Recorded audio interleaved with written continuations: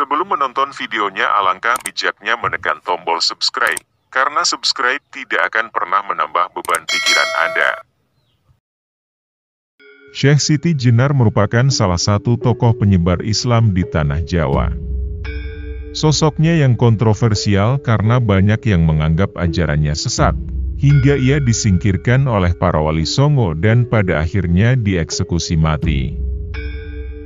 Lantas, siapa sebenarnya sosok Syekh Siti Jenar, dan bagaimana kehidupannya sebelum menjadi kontroversial? Asal-usul Syekh Siti Jenar. Terdapat beberapa versi terkait asal-usul Syekh Siti Jenar. Ada yang menyebut bahwa ia lahir di Persia pada tahun 1426 Masehi. Sementara dalam kitab Negara Kertabumi, Syekh Siti Jenar disebutkan lahir di Semenanjung Malaka dan ayahnya bernama Syekh Datuk Saleh. Selain itu, ada juga yang berpendapat bahwa Syekh Siti Jenar merupakan anak dari Sunan Ampel. Literasi lain mengungkap bahwa Syekh Siti Jenar berasal dari keturunan Cirebon, dengan nama Ali Hasan atau Syekh Abdul Jalil. Ia dilahirkan di lingkungan Pakuwon Caruban, yang saat ini menjadi Cirebon. Ayahnya adalah seorang raja pendeta bernama Resi Bungsu. Syekh Siti Jenar juga dikenal dengan nama Sunan Jepara, Siti Brit, Syekh Lemah Bang, dan Syekh Lemah Abang. Ia memiliki nama kecil yaitu Abdul Hasan bin Abdul Ibrahim bin Ismail dan nama aslinya Sayyid Hasan Ali Al-Husaini. Saat usianya menginjak dewasa, ia memiliki gelar Syekh Abdul Jalil atau Raden Abdul Jalil. Syekh Siti Jenar pernah belajar lama di Baghdad, Irak, hingga menguasai berbagai ilmu agama Islam dari seorang guru Yahudi yang menyamar menjadi orang Islam. Guru tersebut bernama Abdul Malik Al-Baghdadi, yang kemudian menjadi mertuanya. Saat berada di Baghdad, Syekh Siti Jenar ternyata lebih tertarik pada ilmu tasawuf, yang kemudian ia dalami. Setelah belajar dengan Syekh Ahmad Baghdadi, Syekh Siti Jenar kemudian menganut tarekat Akmaliyah, seperti gurunya tersebut.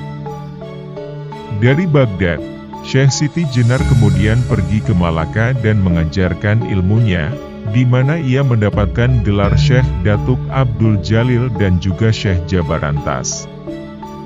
Setelah itu, Syekh Siti Jenar pindah ke Jawa, tepatnya ke Giri Amparan Jati, dan tinggal bersama sepupunya yaitu Syekh Datuk Kahfi.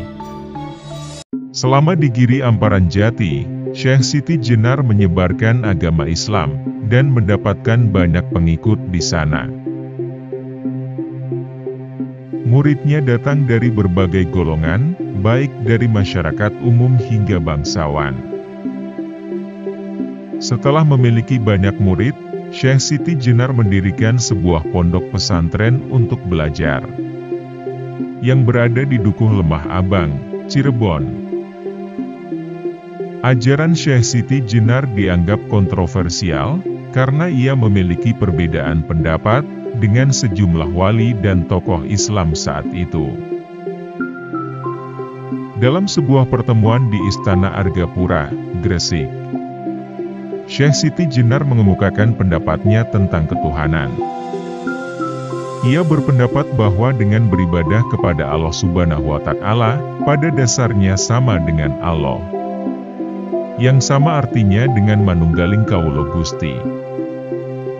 Syekh Siti Jenar melanjutkan penjelasannya, bahwa hamba yang memiliki kuasa, dan sebaliknya, yang menghukum juga hamba. Pendapat Syekh Siti Jenar tersebut, kemudian mendapat tantangan dari sejumlah wali dan tokoh Islam yang hadir kala itu.